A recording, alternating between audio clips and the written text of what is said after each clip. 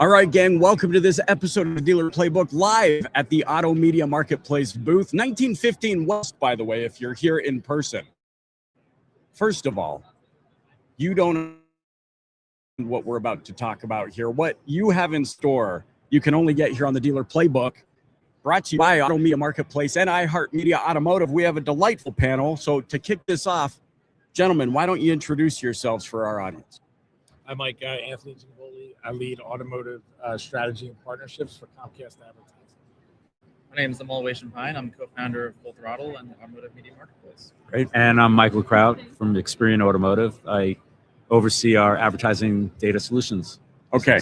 Now I need to know right out of the gates, the amount of data sitting here from your vantage point. What are the things that you're really paying attention to that you feel nobody is paying attention to that they should be? So for us, it's deterministic data. It's making sure that there is clean data that is accurate, that can be measured from an audience standpoint, so we can accurately deliver campaigns, but then also accurately measure them. So I think deterministic data is really a key thing for dealers, OEMs to focus in on to ensure that they're getting the most out of their campaigns. Amazing. Yeah, I think one of the biggest things we've seen in terms of interesting data that, these conversations with agencies, media companies, or audience companies, is like you take an audience company, an ad tech platform, media company, and you start seeing some really interesting things. I think the biggest thing that we've seen is how much of a difference media really makes, and when it comes to transactions for sales transactions or service ROs. And what we've seen is that there's such a big spend in paid search and paid social. So much spend goes there. And when you bring together audience companies and media companies together in one marketplace and platform, we've actually seen that your search spend and social spend are more effective. When you're running media, you're running great audiences. So I think what we've seen is that what the data shows how much performance comes with real media and real audiences in one place, and how much you can lower your reliance on paid search and paid social. Amazing. Yeah, and for us, as one of the largest data companies in North America, we have automotive data, we have consumer data, some financial data. The signals that we do to enrich our audiences, that's one of the things that people are going to start talking about. Like, this amount of signals in the data actually do skew performance of media. It's not, I think people have been, I don't know, for lack of a better understanding, they've just been using whatever data is out there. And now they're kind of realizing that they can use really qualified data. It's not as expensive as it used to be, but it works. Yeah, data used to be like the mafia. You know, it's Correct. like whoever has the data, it's like, oh boy. I'm noticing a thread between the things that you're saying here, and it's signals. I've heard that now a couple of times. What do we do with those signals so that there's a greater depth of connectivity for the customer? And even I would even reposition the word customer to start thinking in terms of hospitality, where they refer to everybody as a guest. Now I can perform a guest experience maneuver, not a transactional maneuver. What are you seeing? I think the biggest thing is making sure you're not losing those signals. So one of the benefits of being at Comcast is we're fortunate to have a lot of first-party data, and we can match back and resolve households and look at ad exposure and make sure that we can stitch a campaign together throughout the funnel, across linear, across streaming, across addressable, to ensure that we're hitting that right household consistently. So I think something you're going to continue to hear more about is ensuring that signal loss is not driving your campaign, and you're not creating waste by missing the audiences that are most important to you. Waste. You just said a word that I'm like, oh man, I can't even imagine how much waste you guys have identified in small things, right? You talked about the limitation of data. Like you're kind of, most agencies, I would say, and I'm kind of singling agencies out, but I think it's just circumstantial, right? Right. The data that they work with usually is in a silo, best of whatever they can get their hands on. But what I'm hearing here is that's contributing to a measure of waste. Yeah, exactly. And I think obviously as the marketplace, our point of view is that there is a lot of signals, but they're disparate and they're fragmented and they're all over the place. So signal loss and disparate signals is such a big of our why we even created the marketplace, right? Because now you can bring an audience company and a media company together in one platform, and now all the signals are in one easy button. So you can say, yeah, I want to find in-market audiences, and I want to take my inequity DMS customers, and I want to target them on linear TV, right? They're Comcast. And before, those were very separate, distinct, different signals. But now, in 2 minutes, you could essentially use the marketplace to create a campaign like that, and then use real-time measurement back. So you're right, signals are important, but I think the crucial part about a marketplace and one kind of umbrella and platform is to bring all those signals into one place, and then they're actually usable. Yeah. Tap, tap, tap. Are you hearing this? Hey, come a little bit closer. Are you hearing what he just said? Because it makes all the difference in the world. Okay?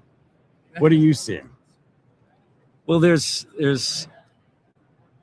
efficiency and waste. Right. I think, unfortunately, this industry is really good at What? not paying attention to it. Yeah. We have like simple solutions now that this is going to sound very simple. Just why wouldn't dealers just verify that the vehicle is still pinned to the owner? Right. Something so simple. There's nothing worse than getting an email from a dealer about a car that you sold 3 years ago.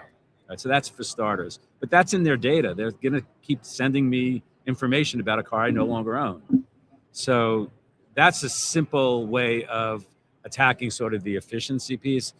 To Amal's point around like the signal piece, we're going to have the enough technology to sort of even a signal like mileage is a great signal. Cars are out there a lot longer, so one could just assume that at 120,000 miles, that person's got an older car. If you want to send a message, that makes sense. Right. So I think those types of signals that we used to have, we've grown with these guys. They're using equity, they're using lease, service-related stuff. Like we're boiling those signals to such a degree that they're usable now. More importantly, they're scalable. Right. There's nothing worse than a store that's in the middle of nowhere that doesn't think they have a marketplace. Now they actually do. We know what's in people's garages to some degree, and it makes it a little better for. And it's funny you bring up mileage because it's like, and maybe this is nerdy, okay, but think of just how much you can consider with a mileage indicator. Like you can almost. I'm no what's that Pelican Brief or CSI or whatever that. Like I'm not one of these guys, but I can already start to think if I knew mileage, there's already a story to be told about the circumstances in that driveway that you're saying. So now the question becomes, and especially we're here at NADA, the question becomes, well, everyone's talking technology. Obviously, that always takes the forefront or tends to take the forefront. What do we do with it? How does this trickle down to, we've brought up campaigns. What kind of campaigns are you seeing working most effectively? Is it dynamic to a degree? Is it personalized? I mean, from your experience, what's working the best out there? Data-driven media, I mean, is the biggest thing. Anyone could go buy media. It's very easy for any agency, for any even internal dealer marketing team to go and buy media anywhere. But again, bringing together audience and audience-based approach for anything, whether it's a linear approach, whether it's an audio approach, whether it's CTV, et cetera. Even if you're thinking about display and those kinds of other tactics as well, it's all about how do you have audience-driven marketing first, not I want to go buy this channel and go buy this placement or this publisher. You got to start with who you're targeting, get really, really great audiences and great data for that, and that's what actually delivers the best campaigns. There's personalization and all those other things that have been bubbling out there for a while, but the core of all of it is really you got to know exactly who you're targeting so you can measure how well that campaign is going. And I think it's important. Everything Amal said is accurate, but are you using that data to solve the problem you have? Or are you just grabbing whatever slick data looks great and I'm going to target in-market shoppers because that's what I need? Maybe you don't. Maybe your mileage is up and you need to hit people coming off lease. You can now really think more strategically about what challenge lies ahead of you and asking for the right data to solve that challenge. So maybe it is a broad third-party audience where we bring in a partner to help, like an Experian, to help be a little broader, or maybe it is a very acute audience where people are coming off lease and we need to go talk to them immediately. And then how do we deliver that across screens? So it's not just the data, but using it in a way that serves what your needs are. I got to ask this. Maybe this is just how my weird brain works sometimes. How do we know when it's like borderline creepy? You know what I'm saying? Like, because we talk personalization, and I'm a tech geek. I mean, self-proclaimed, but so I love it. I love when things are, I'm like, oh my gosh, how did they know that? Even though I know how they knew it. Sure. But do you think we crossed the threshold yet where people are like, ooh, wait, I think you know too much about me? Is that even a thing? Should we be concerned about it?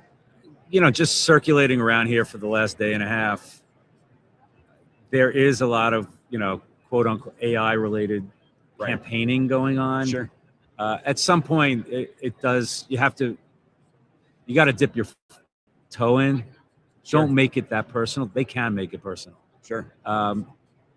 That's going to be for the next year, 2 years, that's going to be the balance that an agency is going to have to take, especially if they're responsible for communication and messaging. You got to be careful. What we're starting to hear, this is bubbling less around media, but just in general, is there's a lot of fraud out there. It's happening through your phones. It's happening with every age group. So whether you're an older person or a younger person, you got to be aware of what's actually coming onto that phone at any given moment. So there is a balancing act. Like, they might have gone a little deeper recently, and they'll sling back a little bit. And I think there's two key things, right? As I think you're also asking as like a common consumer, right? Is it too creepy for them? Like, how does it work? And I think now with legislation, with data, you have a right to know, a right to delete. All those things are in place, so you can make the choice to opt in and opt out of what your experience is. Right. But you mentioned a great theme before, which is how do you make it a guest experience? And I think a guest experience, the same way, like, you want to be too salesy, right? Same way you don't want to be too personalized. Right. Like, don't be weird about it. Just like if you're having a sales conversation, you don't want to be too salesy about it either. So think about a guest experience. It's just there's a smoothness to it, right? There's just the right level of like, yeah, I am interested in that. That is helpful. I would like to see an ad about something that relates to something that I'm interested in, right? But it can't be too much. So finding the tact and the class and really focusing on, I love that theme of delivering a guest experience, even as an advertisement, is how I think you stay on the right track. Yeah, I think it's about contextual relevance. If that ad shows up in a place where you're comfortable receiving it, and it's in a premium environment, you're on your couch, it's on the big screen, and that ad matches maybe you're watching, or it matches your interests, it doesn't feel meant for me. And it's part of what I'm looking for. And I think consumers are getting more comfortable with that aspect. So privacy is important. You have to protect your consumers. But at the same time, they're going to react better and be more engaged when something speaks to them in an environment that they're comfortable with. You know what's so interesting about, because I'm connecting the dots right down to the living room, right? Yeah. So I watch Landman. Don't copyright strike me, Paramount. Just gave you credit. I watch Landman, and boy, does it make me feel manly. And then they hit you with commercials about manly clothes and gear and shoes and boots. And I found myself actually going to a place in Texas. Like, it actually moved me to be curious about how those things would look on me. Yeah. All of a sudden, those cowboy gloves or something, or those oil, they don't look good on me. Right, exactly. I'm definitely built for those, but it still moved me to action. My curiosity was so peaked. To your point, You want to be an oil man. Yeah. Well, what you were talking about, what is the personalization? Yeah. With all the pipes right now, you don't know where someone's consuming advertising, and it could come off kind of. I mean, we've all had that nervous reaction when you see a advertisement on some app about a conversation that you had in the den with your wife about a sweater or something, and all of a sudden you see a Quince ad. Like, where'd that come from? Right. There's got to be a balance at some point, but we do get you got to worry about where people are getting ads. Yeah. To your point, it could be on a streaming environment. It could be on your phone. could be in your text string. Like, be wary. I think that's the bigger challenge of agencies right now is the messaging and communication in the area that the consumer is consuming that content. Yes, and I think okay, let's dispel a myth here. Who do you want managing all of this data? Some boutique or people that have all of the security protocols in place? Companies that have thought extensively about it, who have the SOC 2 and all of the compliance and all of the protocols in place, who are thinking about the regulation, who are involved in those conversations. You know, sometimes it sounds appealing to be like, well, but I just like the person at ABC company that. No, we need the protocol in place. We need the resources in place in order to effectively manage it. As we wind down, I want to just turn it to each of you, looking to the next 3 to 6 months, the velocity at which things are moving. What's on your mind? What's something that you're thinking about, and how you're approaching it from your lane? So my favorite thing that you just said was that TV advertising works because you saw an ad and it drove awareness, consideration, and intent all in one ad. Right. I was waiting for that one. So thank you for that. You're welcome. But I think that's what's important. One of the things we're really bullish on, and part of the reason we're partnering with AMM is, one, to be able to meet dealers and auto advertisers where they are. But it's being able to measure it and taking an ad that runs on linear or streaming or addressable and tying it all the way back down to a sale so that people can feel comfortable. Like, your analogy is great, but when I'm selling cars, I need to know the ads I'm running are going to drive results. Right. We've partnered with a lot of companies to be able to do that. So we're excited to be able to measure television the way digital is being measured. So we're going to do a lot more of that over the next 6 months. And it's what has us excited. And doing it in a deterministic way is something that we think will set Comcast apart. Amazing. I love it. Yes, I think we're at another inflection point. Interesting enough, like I'm doing an NADA session, right? And it was on the rise of the dealer DSP. And the theme is we want dealers to take control of their ad tech platform, right? And not just lean on their agencies or ABC company, et cetera. Like, have more control over your ad tech platform. And the conversations we're having with OEMs, dealer groups, et cetera, about how they can have more control going into this year, it's never been that clear or that much of a goal. I can't even believe that was a session that was accepted at NADA. Right? I was like, that's just something it sounded niche. Like, dealers don't know what a DSP is. It's an ad tech platform, right? But had huge demand for the session. So, like, I think we are truly at a place where dealers want one easy way to activate advertising, right? And have more control over it, and bring in great agency partners, but be the ones behind the steering wheel and have real access. So I think we'll see that trend play out the same way that dealers own their Facebook ad account or they own their Google ad account. They need to own an ad account for the open internet so they can really understand where all the media is going, where all the audience is going. It's never been as high of a demand as I've seen going into this year. Amazing. And I'll just say that I think you're starting to see dealers understand consumer journeys again, except they're doing it in different formats that they haven't been using that in the past. You should still see a lot of direct mail around service, for instance, into the house, but there's other ways to actually connect to that consumer in that same journey. I mean, the journey starts the minute you drive off that lot. Something happens with that consumer and that dealer, and for the dealer is now starting to understand how they can connect with the consumer in a fashionable way that's not over the top. Whether it's through TV advertising or digital advertising, they're in control now. They could actually see how this thing works. Amazing. Well, you heard it straight from the source. We're here at the NADA Convention and Expo, live from the Auto Media Marketplace booth with iHeartMedia Automotive. Gentlemen, thanks so much for joining me on the Dealer Playbook podcast. Great to be here. Thanks for having us.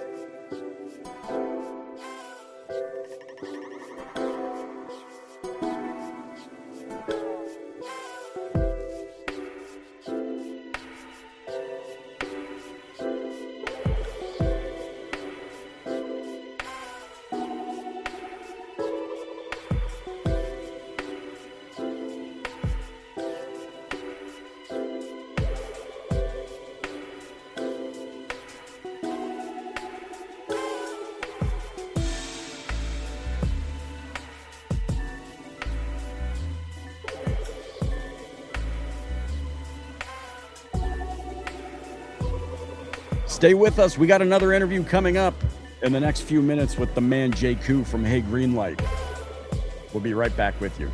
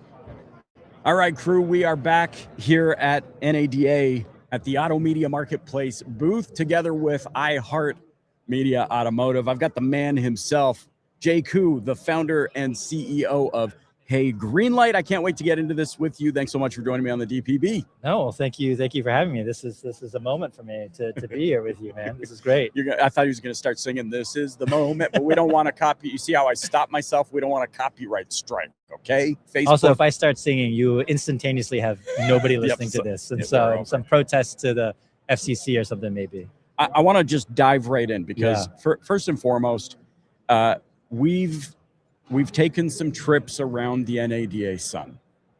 There's a lot of stuff to consume and take in. It's rare that you land on an innovative idea that is fresh, that something I believe deeply, which is leveraging the tools and resources already at one's disposal and putting them together in an innovative way. And here we are, you have it. First, I want you to just tell me about how you came up with the idea for Hey Greenlight and the problem that you guys are solving. Sure. No, thank you. I appreciate that. So basically in my years at TrueCar, I've probably with people representing thousand dealerships. And I think obviously there's a number of challenges in every dealership for sure. Right. I think two of the most significant ones are a salesperson has no clue when a lead comes in. They have no clue who that person is other than name and a phone number and email and obviously a VIN, but otherwise they don't know who that person is. Challenge number one.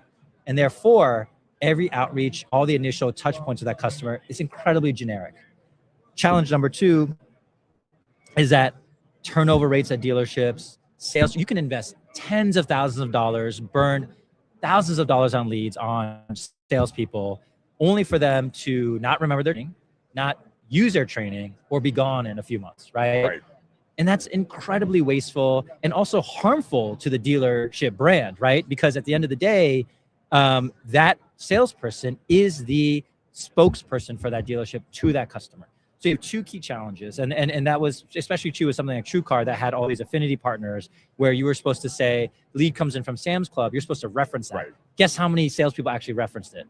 Less than the fingers on my hand. Sure.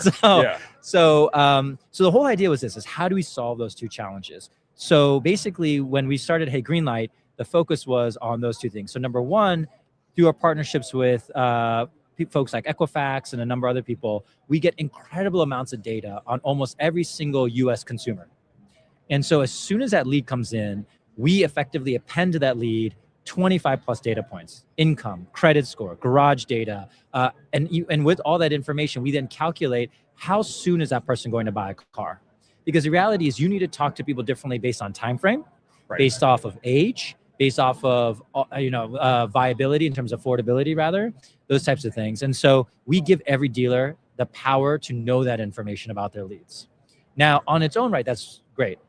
But even with that information, can you trust your salesperson to use that info in the right way?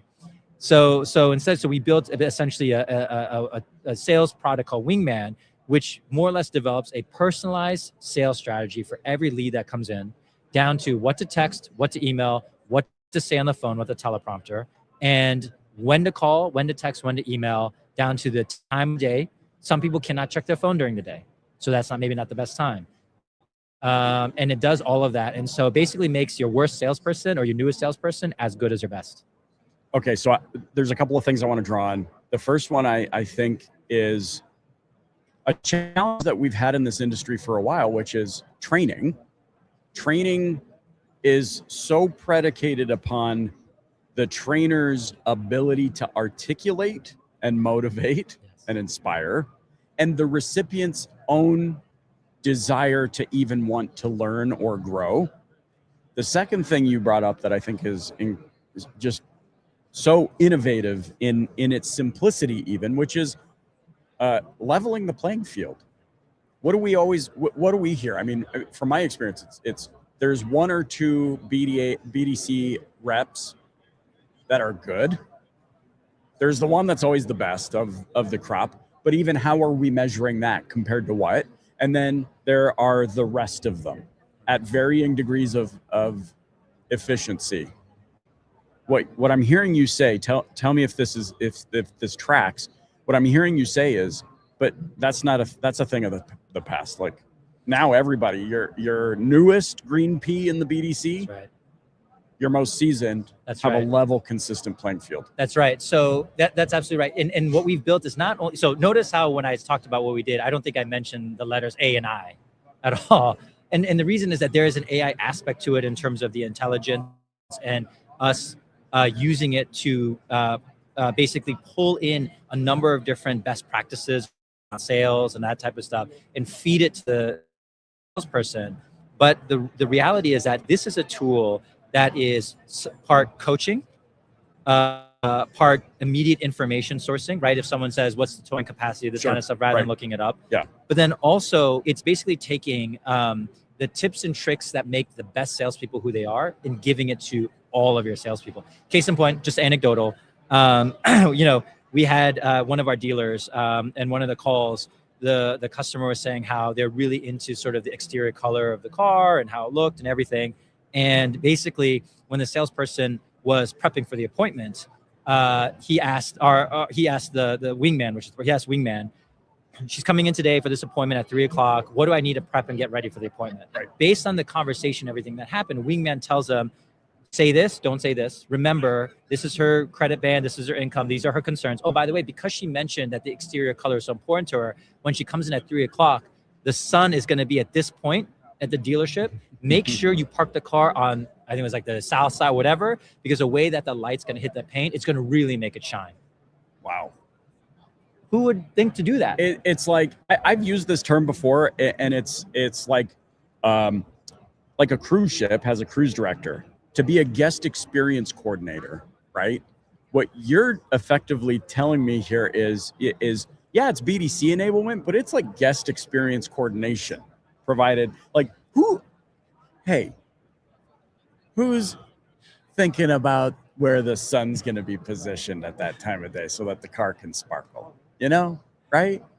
Like now, if we could get it to know that my wife loves Diet Coke, fountain Diet Coke, and that was sitting in the car, that car, we are driving home in that vehicle. It's actually funny you say that because we've trained it on question-based selling where you take an interest in the person, not a position. Tell me more. So we've trained it such that it helps the salesperson ask questions about why is that customer interested in the car? What is the pain point that they're having? What are the features that really stand out for them? And then also asking about their family situation, all those types of things. Because, for example, we had one where we saw where the customer was like, oh yeah, I'm going to bring in my kids. We're going to stop by and have some lunch before we come in. And then Wingman automatically populated into the teleprompter. Oh, great. That's, here's 3 restaurant recommendations nearby that are great. And this one's great for families. You know what? When I can send you a confirmation of the appointment, I'll send you a link to the restaurant in the Google Maps so you can just plot your way there. And it's literally right down the street from the dealership. You know what I love about this is because those are the things that the customer actually kind of cares about. Like what the last couple of times I've purchased a vehicle, I mean, they're getting faster, but there's still this like 3-hour thing where, that they have to, even if it's brand new and never been sat in, they got to bring it to detail. So you're still sitting there. And every single time, I kid you not, I say to my wife, what if they just asked me what I wanted to eat and had Uber Eats come and bring, but to pick up on those cues and what I'm seeing the opportunity here is to get ahead of that in a much more. That's right. So here's the thing. So is it reasonable to expect all of your salespeople to make a personal connection when they're managing maybe 70, 80 leads per month? I mean, you would think so, but understandably, maybe not. And so we even had some where people mentioned like, oh, the sound system is really important. And then the teleprompter tells the person, ask, well, what music do you listen to? What's your favorite artist? They mention it. And guess what? When that person prepping for that, they ask, what do I need to do? And it says, oh, by the way, you should have this music queued up, ready to play in the sound system because that's his favorite artist or something, right? We even had some of our dealer clients that have a large Spanish-speaking customer base. And so Wingman told the salesperson, hey, when you take a video of the car, which by the way, provides a script and instructions for what to video, after you take the video, make sure you should send it over to them on WhatsApp because it tends to be that Spanish-speaking customers use WhatsApp more than iMessage or these other things. So you're going to get more engagement and a higher likelihood they're going to actually watch the video if you send it over WhatsApp. Right. I'm something that I've been really conscious of is in a world of AI, GPT in particular, yes, I'm calling you out, really does a good job at reaffirming my bias on so many things. And so I'm trying to be conscious of what I'm about to ask, because I don't want it to seem like I'm just wanting to reaffirm a bias here. However, you did briefly touch on AI. But the throughput here that I'm hearing is scale the human. And I feel like there's two camps. There's camp A, which is, like I can never remember the guy's name, but the CEO of Salesforce, who 8 months ago was saying, "Hey, I was already gonna, Mark, we're going to replace 50% of our workforce with AI." Then you have Google on the other side of it, that's like, no, we may not hire as aggressively, but we are going to leverage AI to speed our people up and to that sort of a thing. My own CTO, Dan, was on yesterday, and he's talking about the need for the human to still develop the skill set. And I'm hearing something to the same degree of you, which is that the through line to this is tech-enabled, human delivered. That's right. Is kind of how I'm hearing it. But you see, I'm even conscious to make sure I'm not reaffirming a bias of just the people in Camp B who are like, no, people. Right. You know what I'm saying? Right. Yeah. So what's your view on that? Yeah. So look, I think there's a, like with everything, there's a time and a place for every tool. Yeah. And I think, like with everything, when something's new, everybody believes that tool, it'll be a fix-all and will kind of permeate into everything. I think, look, here's the reality. Here's my take on it. And for any dealer that's thinking about where and how they utilize AI, is most of the players out there today are creating like AI from a standpoint of data analysis and quickly pulling things and insights, 100% great. And there's a lot of people who do that. I think from an agentic AI standpoint, there's a lot of people developing some great technologies, but I think a lot of them, I think it's going to become a commodity where, like SEO or these other things, at some point every dealer will have some amount of AI to answer phone calls, answer questions. Great. If you just have a very straight Q&A type, I need to know, does it do this? Where do I put that? How do AI can answer it fine. Sure. And that's a great use for it. But the reality is and to poo-poo the innovation behind that, like that's necessary, that will be required. Dealers will have that, but and AI can book appointments. But the question is okay, but what else from there? And ultimately, can it help you sell? Can it help you empathize? Can it help you connect? And we feel like we're one of the few that's actually focusing on that first, because I do think agentic AI that can answer questions and book appointments, like that will be commonplace. And there's any number of folks that can do that. And like we have an AI that can do that too. And that's table stakes, man. That's table stakes, just like every dealer needs to do SEO. Every dealer will need to have some kind of AI agent that can answer questions and book appointments. Fine. But it being utilized for sales is where we have to get more creative. Yeah. I just feel like, as long as human beings are going to continue to be born on this planet, we're going to need them, and we're going to need them. I'm talking like an AI now. I'm talking like Skynet, them. We're going to need people. We're going to desire people. The work may change, and I see what you're doing with Wingman as changing, contributing to change in a positive way, but in a way that still allows the human to do what they're good at, which is to feel and to discern and to empathize and to trust. That's right. And like I said, if you're talking to, a 23-year-old getting her first car, maybe not great credit, and just trying to figure that out, like you want to talk to a person. As long as, look, the reality is buying a house is harder these days. So for some people, buying a car will be your most expensive purchase. Right. Like you want to feel good about that. You want to feel consulted. You want to feel empathized. You want to feel helped.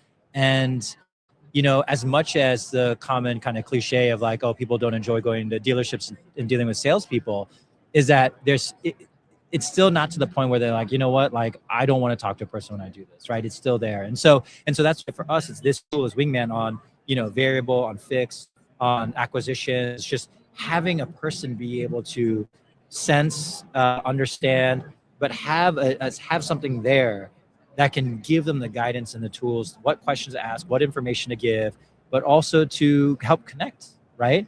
And, people need help connecting. I mean, it's ironic that you would have AI or technology help you connect, but it really can. It can't replace, but it can certainly assist. I think about, I'll never forget the experience I had sitting at my grandparents' kitchen table when my father pulled out a briefcase, opens it up, and pulls out the first cell phone, you know, the big. Sure, like, yeah, Mac. yeah. And my grandfather, who was a radio operator in World War II, so I had to carry this massive backpack and all this. My dad said, watch this, and called them.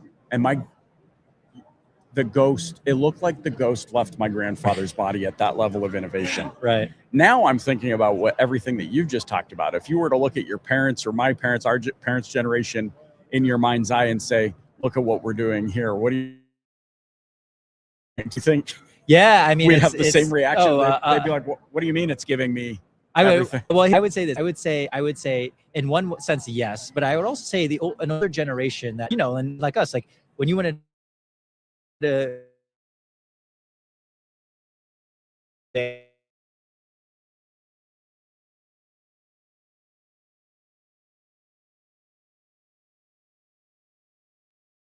generation and your barista is at the coffee shop based on how they talk to you, right? Millennials are effusively about customer service. Oh, I'm so sorry, like all this kind of Gen Z, they're like, what do you want? You know, like, oh, Right. It's like right there, like, yeah, okay, you want to do it? Okay, great. Yeah. Get out of here. You know, it's just that, and you walk up to them and they're on their phone, right? It's just, and so I say yes, 100%, but also it's a return to sort of like, I don't know, it's almost like a lost art, or certainly it's a lost art, but also that art of connection even is hard to teach. And the hallmarks of a great salesperson, they can do all those things organically, naturally. Yeah. So we just want to make every salesperson be able to do that consistently and automatically, even if they can't do it organically. There's a cycle or a circle here that I'm going kind of back to the beginning, which I think is, we talked about training. This is my own opinion. Okay. So it's like, I know there's difficulties, there's challenges in training. Like I said, the trainer wishes the trainee would get it. The trainee wishes the trainer would go home.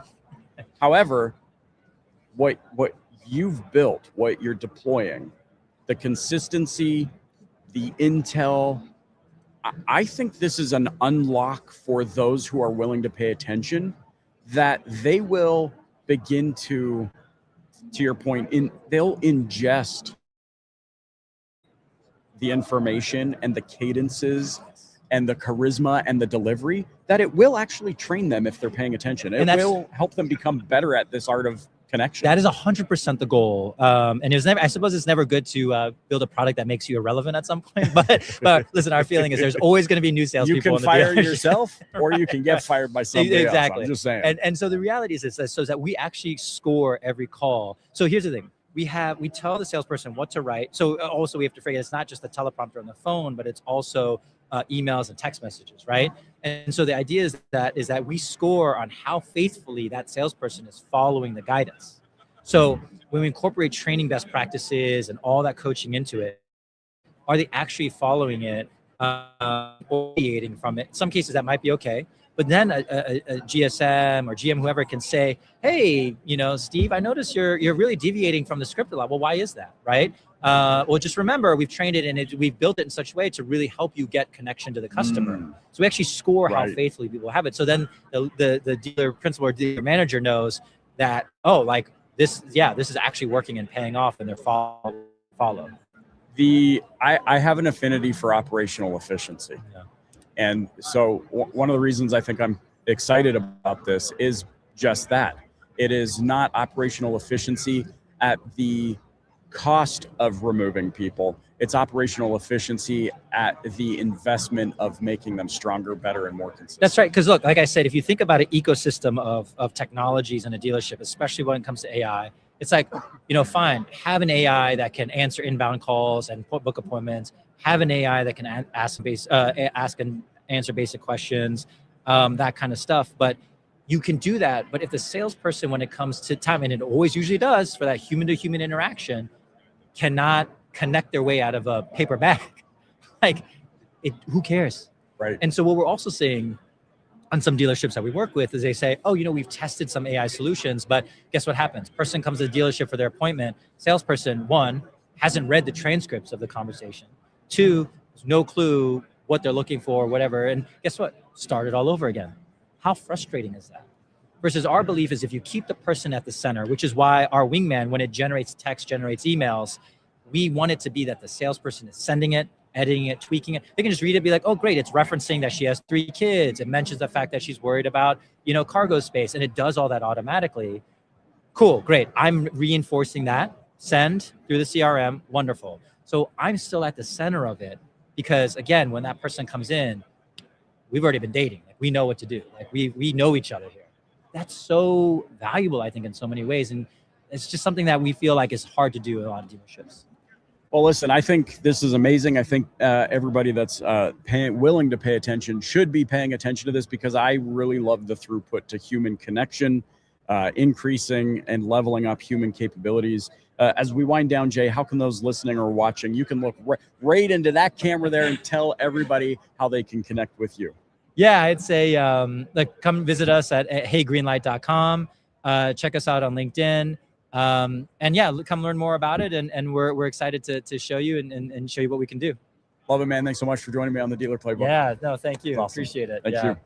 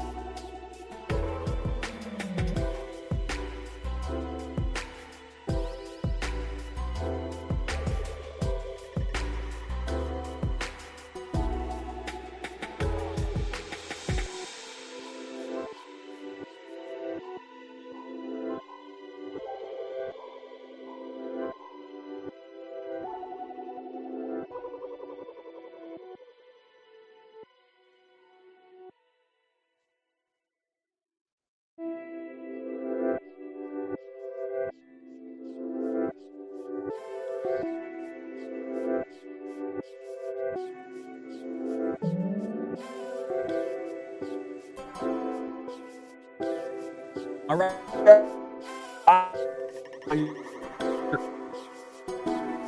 Here with my out.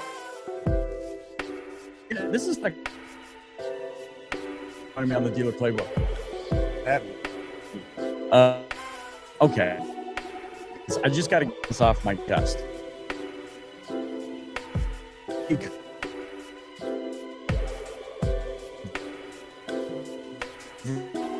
And